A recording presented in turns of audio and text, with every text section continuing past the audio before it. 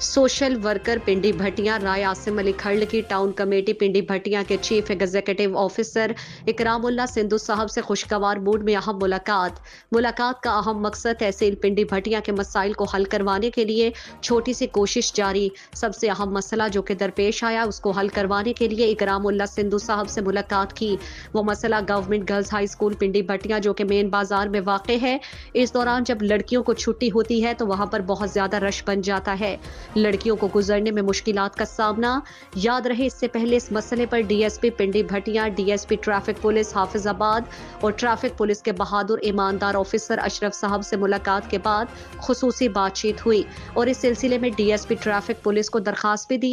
इकरामुल्लाह सिंधु साहब ने इस मसले को पर्सनली लेते हुए डीसी हाफिजाबाद, असिस्टेंट कमिश्नर पिंडी भटियां और ट्रैफिक पुलिस की मदद से अहम प्लान मुरतब किया, जिस पर चंद रोज तक हिकमत अमली अपनाई जाएगी और यह मसला हमेशा हमेशा के लिए खत्म कर दिया जाएगा।